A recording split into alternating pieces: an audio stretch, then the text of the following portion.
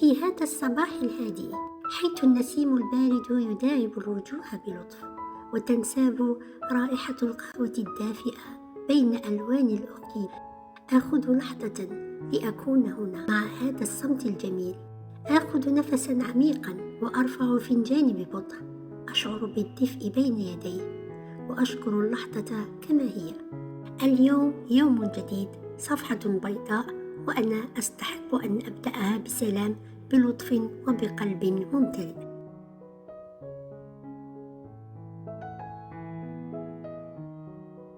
بهذه الهمسة الصباحية الرقيقة اللي كتبتها لكم حبيبة قلبي موزة، راني شارككم الموهبة تاعي في الكتابة، نقول لكم صباح النور حبيبات قلبي، يومكم مبارك، يومكم كله فرح وسعادة. فرحانة بزاف أني نطلع ليكم بهذا الفيديو المتنوع اللي هو على حسب الذوق تاعكم، في كل ما هو جميل وكل حاجة تبغوها، اللي غادي نبداوه بهذه النسمات الصباحية اللي راكم تشوفوه مع الورود ومع هذا الجو اللي احنا راح عنا تنجموا تقولوا الجو شتوي. دارت عنا حال الأمطار البنات والغيام والريح، والحمد لله. ما على بالي باللي في الجزيرة كاينه السخانه بالبزاف، ونقول لكم ربي يعينكم وربي يقدركم. الوغ البنات اللي هنا بغيت نوري لكم الوريضات تاوعي مساكن اللي هذاك الريح كامل تشنتفهم كامل تشنشوفهم مساكن، شوفوا قاع مثل طايروا لي. المهم معليش غادي من بعدها يعاودوا يخلفوا وحدين جدد. الوغ هادو هما النباتات اللي راني دايرتهم الجدد، كيما كنت خبرتكم ميموزاتي باللي النباتات تاعي الكامل الاولين اللي كانوا في البالكون وكانوا يعجبوكم بزاف راهم كامل ماتولي الله يرحمهم مساكن. نهار اللي رحت للجزائر وقعدت وطولت بزاف دونك مساكن قعدوا بلا ما يتسقى، ولا كي جيت لقيتهم كامل خلاص يبسوا. عاد دروك راني نعاود نخلف في نبتات جدد، والحمد لله كما راكم تشوفوا عاودوا كامل كبروا. ودروا كنروحوا لروتيننا الصباحي نديروه وحنا فرحانين وحنا متفائلين ونعتبروه تجديد للطاقة الإيجابية في البيوت تاعنا. مع الصباح البنات كما راكم تشوفوا اليوم نهار الغسيل، مشي تاع القش، اليوم غسيل الفراش. كما قلت لكم واحد الوقت انايا كل نهار دايره نغسل حاجه، نهار للحوايج البيضين ونهار للحوايج الملونين ونهار نديرو للفراش ونهار لي سورتي دبان لي سيرفيات تو. الوغ اليوم نهار الغسيل تاع الفراش. بالنسبه لي برودوي اللي نستعملهم البنات كنتم ديجا سقسيتوني عليهم من قبل. شوفوا البنات، كما على بالكم حنا هنا في اوروبا كل مره يديروا دي بروموسيون، وكل مره يديروا بروموسيون تاع ماركه خلاف. يعني انايا نشوف اللي نلقاهم دايرين فيه بروموسيون هو نشروه، بيان سور يكونوا لي مارك الكبار المعروفين اللي عندهم فعاليه والناس كامل مجربتهم، كيما بيرسيل كيما اريال كيما ايكو، يعني كاينين بزاف لي مارك. وانا كاينه حاجه نقولها لكم البنات، كي تكون الماشينه تاعك يعني ماركتها مليحه وتكوني انتي درتي لو بون ريغلاج، وتاني ما تكونيش عمرتيها يعني بزاف حتى وين الحوايج ما يقدروش كيفاش يدوروا، دونك عندك النتيجه تكون مضمونه وتغسل لك الماشينه تاعك مليح. الو كما راكم تشوفوا هنايا انا الفراش تاعي يعني نبدلها، دونك نديرو هادي في تاع شنال يعني سريع، عنده ساعة و20 شوالا نطلع شوية في درجة الحرارة اللي نديرها 60. وبيان سور كوم راه الصيف غادي ينشفوا في السميشة، من بعد تاني نزيد نحددهم سو كيفيه هاد التشلفيط كامل اللي غادي يجوزوا على هادوك الفراشات مساكن غادي يقضوا على كامل البكتيريا. وإلا كنتي الماشينه تاعك خلاص عيات وما بقاش تغسل لك مليح، ننصحكم باش تشرو هادو جو هكذا بالبلاستيك، كاين اللي يجو تاني كيس صوف، ديريهم لداخل مع الحوايج يدوروا ويخرجوا لك واحد النتيجه رائعه. اول وصفه معنا اليوم هي وصفه المضلوع، وغادي نديروها بمقادير مضبوطه. الوغ شوفوا مليح البنات وبالمسطره كيما قلتولي، ها هي لي مسطرتكم اللي توحشتوها. الوغ عندنا غرفيه نتاع سميد رطب، غرفيه قل صباع نتاع الفرينه، عبرت غرفيه ماء وفرغتها في داك الزوير، ملعقه كبيره ممسوحه خميره الخبز، وملعقه صغيره سكر، ملعقه صغيره ملح، 2 ملاعق من الزيت، وعندنا هنا شويه تاع سانوج وشويه حبه حلاوه. نديرو دابور السميد تاعنا، وهنا زدت له الماء اللي يكون دافئ. الخميرة والسكر هما الأولين نديروهم، الملح حتى من بعد، نغلقوا عليهم ونخلوهم يتعجنوا مدة دقيقتين إلى 3 دقائق. البنات أنا استعملت لو بيتخان وانتوما تقدروا تعجنوها بيديكم، راهي ساهلة وما تديلكمش الوقت. الو فوالا، بعد مرور دقيقتين غادي نزيدو دروك الفرينة اللي قلت لكم الغرفية تكون قل صباع، اوكي. فوالا، وزدت هنايا الزيت، الملح والسانوج وحبة حلاوة اللي تقدروا تستغناو عليهم طبعا، يعني ماشي ضروري باش ديريهم. نعاودو نغلقوا عليها لو بيترا ونخلوها تتعجن مدة 3 دقائق حتى نشوفوها دارت لنا الخيوط. فوالا هنا اللي نوري لكم دخلت لكم كامل الكاميرا لداخل. هيا ديروا زعما بلي عينيكم راهم لداخل يشوفوا. فوالا راهي تتعجن مليح، شوفوا الخيوط اللي راهي دير فيهم. فوالا كملت مع العجين بزاف عليها 3 دقائق كافيه، سورتو كي نكونوا استعملنا سميد رطب، راكم على بالكم ما يديناش الوقت بزاف باش يتعجن. فوالا دروك نخلوها في وسط لو ريسيبيون تاعها، غادي نغطي عليها بلو فيلم ايتيغابل وبسربيته هكذا باش نديرو لها الظلمه باش الخميره تاعنا تتفاعل مليح. نحطوها في مكان دافئ ونخلوها حتى يتضاعف الحجم تاعها.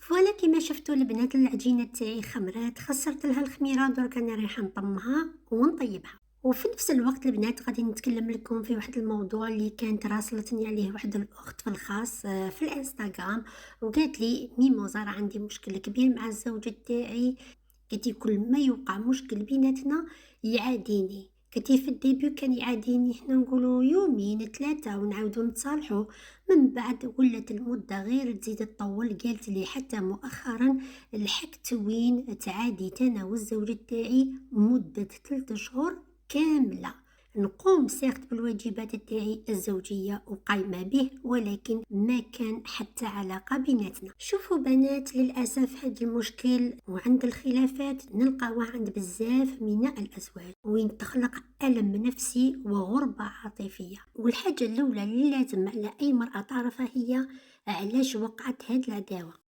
هي ماشي دائما تكون الأسباب تاعها سلبية، أحيانا يكون السبب هو إيجابي ولكن ما نعرفوش كيفاش نتعاملوا معه. يعني يكون الرجل أو المرأة يخاف أنه تكون عنده ردة فعل صادمة ويقول فيها كلام جارح، فيفضل أنه يسكت وينسحب، ولا تكون طريقة باش يعاقب بها أحد الأزواج الطرف الآخر، ولا تاني تكون ضعف في الشخصية، إنسان ما يقدرش يواجه المشكل وما يقدرش يوجد الحل، ولا أحيانا يكون الإنسان يعني يجبد روحه ويبعد هكذا باش يتهنى ويحمي نفسه من تبعيات تاع هذيك الخلافات اللي تكون بيناتهم، حتى ولو يبقى المشكل الرئيسي معلق وما يتحلش. كما نقولوا احنا انسان تاع هنيني ونهنيك، ولا تاني يكون السبب التحلم عنده سواء من طرف المرأة ولا الراجل، ما نقعدش معاك وما نهضرش معاك ونجبد روحي عليك هكذا، يعني تمارس عليه ولا يمارس عليها نوع من الضغط. ولا تاني كاين الانسان اللي الله غالب هذه هي الشخصية تاعو، انسان ما عندوش اسلوب في التعبير يخرج واش كاين في داخله، فبالتالي يفضل انه يسكت وما يتكلمش. ومهما كانت الاسباب يا البنات، هاد العداوة بين الزوج والزوجة راح عندها آثار سلبية كتيرة كتيرة بالبزاف، سواء كانت عليهم هما كأزواج ولا على الأطفال اللي يكونوا يعني بيناتهم. يعني هذاك الضرر العاطفي اللي يوقع، هذاك الشعور بأن المرأة راهي مهملة، راهي مرفوضة من طرف الزوج تاعها، يخلق هذاك التباعد بين الزوجين وين يوصلوا لمرحلة البرود العاطفي، والمشاكل اللي بيناتهم تزيد تتراكم وين قدرت تؤدي لا سمح الله إلى الطلاق. غادي دروك البنات كامل راكم تتسائلوا وتقولوا لي يا ميموزا دروك واش هو الحل لهذا المشكل؟ دروك الانسان لاقلو يكسر هذاك الحاجز تاع الصمت اللي يكون بينها وبين الزوج تاعها بهدوء، كيما نقولوا باحترام، يفتح الموضوع من جديد ويحاولوا يفهموا واش هي الاسباب اللي ادت لهذا المشكل باش يكون. بيان سور انتيا ما غاديش تضربي الحديد وهو سخون، الزوج تاعك عاد راه هكاك في ثوره تاع غضب وانتي تروحي تقولوا ايا نحلوا المشكل، ايا نتحوسوا على الاسباب، ايا نديروا كذا ايا نديروا كذا. لا، عطي هذيك المساحه المؤقته اللي يحتاجها اي انسان باش يهدأ بعد ثوره تاع غضب. بيان سور من بعديها يتصير شويه الانسان الباب عنده مفتوح للحوار، الى إلا كان تاني الزوج تاعك من النوع اللي ماهوش محاور، حاولي أنك الحوار تاعك يكون مقسم إلى أجزاء، ما تجيبيهوليش هكذا مستف ضربة واحدة. الضرب الأولى أعطيه الجزء الأول، احكيلو شوية على حاجة، من بعد زيدي صبري مدة شوية، زيدي تاني روحي انتقلي للجزء التاني من الحديث تاعكم. النيف اللي ديره المرأة والراجل تعلم ماشي أنا الأولى اللي نبادر بالهضرة، لازم تكون هناك تضحية، وواحد منكم يتنازل ويحط شوية من الإيجو تاعو ويكون هو الطرف المبادر. وحبيبتي مين نقولك كوني العضو المبادر، ماشي تروحي تبدايها له علاش راك زعفان مالك مشدف يعني هذيك الكلمة الشهيرة. لا يعني اختاري كلمات فيهم حنانة فيهم ظرافة، مثلا تقولي له راني فهماتك باللي راك زعفان وحتى انا راني زعفانة. كل واحد فينا كان محتاج شوية وقت باش يتكالما ودروة. سي لو مومون باش نحكي معاك ونحلو المشكل اللي بيناتنا. وتاني قيسيها له هكذا تاع انايا ما نتحملش هكذا المسافة بيناتنا وما نبغيش نكون بعيدة عليك، كيما يقولك حلي لسانك مع الزوج تاعك.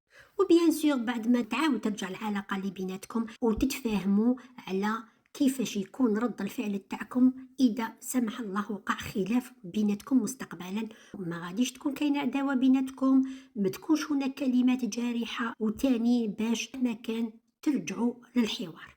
يعني كما نعرفوا اي انسان عنده مشاعر مختلطه، فيه الخوف فيه الاحباط فيه عدم تقدير الذات فيه مشاكل في العمل، بزاف امور. عوض انك تسقسيه علاش دابست معايا علاش عاديتني، لا ماشي انت اللي تسقسيه وهو يجاوبك باسكو هو ما غاديش يعطيك الجواب. حاولي انك انتيا تحوسي تفهمي حقيقه المشاعر تاع الزوج تاعك. نتمنى انني نكون قد افدتكم ولو بالقليل فيما يخص هذا الموضوع، واللي عندها فيكم شي مشكله ولا كاش موضوع بغيت تتكلم معايا فيه دونك دخلي في الانستغرام تاعي راسليني في الخاص ولا كتبولي تحت في التعليقات. فوالا البنات، هو لا المطلوع تاعنا وجد كيما راكم تشوفوا فيه جاي فارغ من الداخل وخفيف وبنين بالبزاف. جربوه والمقادير راهي مضبوطه. ودروك نروحو نوجدو الوصفه الزوجه تاعنا لنهار اليوم. الوغ عندنا نديرو لا كروفيت سوتي اللي تجي ساهله ومقادير ماشي حاجه كبيره. دونك فوالا كيما راكم تشوفوا درت المقلاة تاعي تسخن حطيت عليها لا كروفيت، وهنا درت كميه مليحه تاع زيت الزيتون اللي تقدروا تعوضوها بقطع من الزبده. فوالا درت شويه نتاع الملح، شويه نتاع الثوم البودره، وشويه نتاع الفلفل، يعني ما تكتروش. الفلفل اللي ما يبغيش يديرو تاني يقدر يستغنى عليه. هنايا كميه من المعدنوس اللي فرمتوه هكذا كيما راكم تشوفوا رقيق بزاف، ما ديروهش غليظ. فوالا ونخلوها تتقلى، غادي ما تديناش وقت كبير، يا ربي واحد الخمس دقائق. فوالا في التالي نديرو لها هكذا عصيره نتاع الليمون، ولا ديرو معلقه صغيره نتاع الخل على حسب الذوق. فوالا نفرغوها، والتزيين كل واحد ويزين على حسب الذوق تاعو. انا درت لها فقط شريحه من الليمون، وهكذا مع المطلوع تجي بنينه شتنقول لكم. وترافقوها بالأرز ولا لي بات ولا دي فريت ولا ما تنجمو ديرو تاني هكذا دي ليغوم سوتي ترافقوهم معاها. ودروك لي في راني باغيه نشارككم مشترياتي. دونك هادو صوالح خاصين برمضان كانوا يتباعوا عندنا في واحد المحل، وبعد رمضان بيان سور داروا لهم لي سولد موتي بري يعني موان 50%. دونك انا هادو هما صوالحات اللي شريتهم. هنايا شريت هاد القريعات اللي راكم تشوفوا فيهم ب50 سنتيم الوحده. على بالي غادي يبانوا لكم صغار بزاف، مي انا راني مخممت لهم فاش غادي نستعملهم.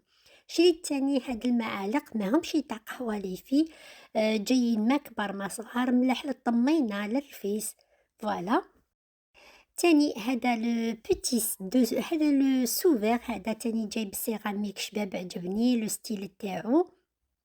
شريت تاني هاد الايمون، شوفوا جاي هكذا تاع الخويمسه تري جولي عجبني بالبزاف. وشريت تاني هاد البخور، الريحه تاعو جايه خفيفه ماشي قاطعه بزاف. البنات انايا نبغي البخور بصح ما نبغيش داك اللي يكون فريمون قاطع، نبغي هكا تكون حاجه يعني ريحتها خفيفه ماشي ديك اللي تغم. وتاني هاد الشمعه ريغاردي جايه بلو مصورين فيها هكذا هداك الفانوس تاع رمضان، دونك جايه شابه. وعلى حسب ما راكم تشوفوا كل شيء راه في البلو. جابوا زوج تاع الالوان البنات، جابوا البلو وجابوا الباج. وجابو تاني في المارون. دونك انا اختاريت لي كولور البلو باسكو نبغي لا كولور بلو. وهذا الطبيسي اللي فيه هذه العين العين الزرقاء. وفوالا هذه هي مشترياتي البسيطة، غير بغيت نشاركها معكم. دروك البنات غادي نوري لكم صوالح كامل اللي كانوا جايبينهم في المحل اللي هو فولفوت. دونك البنات قبل 3 سنوات حنا ما كانوش عندنا في المانيا، ما نتكلمش على المدن الاخرى، مي نتكلم على المدينه اللي انا ساكنه فيها. دونك ما كانوش كاينين هادو صوالح تاع رمضان، الزينه تاع رمضان وتاع العيد في المحلات. يعني هذا الشيء راه صافي 3 زون بركا. اوكي، العام الاول ما جابوش فريمون صوالح شابين، لكن من بعدها ولاو ينوعوا، ولاو يجيبوا صوالح مي فريمون شابين. دونك هما راني نوري لكم فيهم. كاين لي بالون، كاين لي ناب، كاين هادوك اللي يشعلوا بالضو، هادوك لي غيرلاند اللي يشعلوا بالضو، الملاعق، الفراشات، بزاف بزاف صوالح، الشموع، البخور، الكؤوس، الصحون، يعني كل شيء ولاو يجيبوه بالزينة تاع رمضان. دي بلاطو وسي. وفي لي ديبي انا كنت نقول زعما بالك ما كانش شكون يشريهم ولا، مي فينالمون والله لا كان عليهم اقبال كبير بالبزاف في لو موا د رمضان. يعني كي حطهم الناس كامل تلقاهم يشرو فيهم. ومام القرى اللي هما حنا نقولوا ماشي مسلمين وما عندهمش رمضان، مي تلمو ولاو يعجبوهم هادوك الصوالح بهذيك لا ديكوراسيون، دونك ولاو يشروهم. المهم البنات انايا كي رحت نشري سيتي ابخي رمضان، دونك كانت ديجا فات رمضان سولدا وكل شيء. في رمضان انا رحت وشفتهم، مي ما نكذبش عليكم جيتي با فريمون انتريسي، باسكو انا تبان زعما هاد الزينه تاع رمضان تو بوكو بلوس اللي يكونوا عندهم الاطفال في الدار، تو يديروا ديك لومبيونس. مي كوم انا كبيره، الزوج تاعي كبير، ياسمين ما على بالهاش بدا الصوالح، دونك زعما قلت انايا علاش الواحد يبقى يشري. مي من بعديها يعني جيت فايته على هادوك لي غيون، قلت مي كوميم نشوف شتا كاين. على بالكم بقيت نشوف صد شي صوالح اللي ننجم نشريهم ماشي بشروط في رمضان، ننجم نستعملهم في مثلا بالجمعه. فهمتوا؟ مام حنا نقولوا كديكور عادي لساير الايام. دونك شريت هادوك الصويلحات اللي كنت ديجا وريتهم لكم. فوالا عجبوني تاني هادو تاع لي كيسات تاع لي كاب كيك وتاع تاع المادلين تو تاني جايين شابين. المهم البنات الالوان كما راكم تشوفوا جابوا اللون البيج، البلو، لو فيغ. دونك هادو 4 تاع الالوان. وعلى بالكم كل عام يجيبوا لون خلاف، كيما نعقل العام اللي قبله جابوا اللون الفيولي والغوز والبلون. فوالا وسنا داروا هاد الالوان. وانتم البنات ماذا بيا تقولوا لي واش رايكم في هاد الظاهره تاع زينه رمضان اللي قبل بالك 10 سنوات ولا ما كانتش كاينه، لكن دروك راهي منتشره بكثره. وتقريبا كل البيوت رانا نشوفوهم يديروا الزينه تاع رمضان. اسكو تشوفوا نتوما بلي هذه العاده مليحه سورتو الاطفال المغتربين هنايا في الخارج، يعني باش يتعودوا على هاد الامور تاع الشعائر الدينيه تاعهم، ولا انتوما العكس تشوفوها غير شكيل وحاجه زايده، ورمضان راهو تاع عباده وكذا، ويعني وهذه امور تافهه بالنسبه لكم. ماذا بيا تعطوني الراي تاعكم. ولا هنا حبيباتي وصلت لنهاية الفيديو معكم، ما بقى لي غير نقول لكم ان شاء الله تكون عجبتكم جميع الفقرات اللي درتها لكم اليوم. ما تنساوليش نبرات في اللايك والبارطاج والتعاليق الجميلة، باش هكذا اليوتيوب يعاود يرجع لي القناة تاعي للخوارزميات تاعو كما خبرتكم. نتلاقاو ان شاء الله في الفيديو المقبل ان شاء الله، وين غادي ان شاء الله يكون فيديو متنوع كالعاده. وكما وعدتكم في الفيديو المقبل اللي غادي نشارككم الوصفه الطبيعيه للعنايه بالشعر. اوكي، دونك ما تقدرش نديرها لكم في الفيديو باسكو غادي يجي طويل ترو كاع بالبزاف، مي نوعدكم نحطها لكم الفيديو المقبل. لهنا نقول لكم تهلاو لي في روحكم، ميموزاتي هاكم بوسه كبيره وباي باي.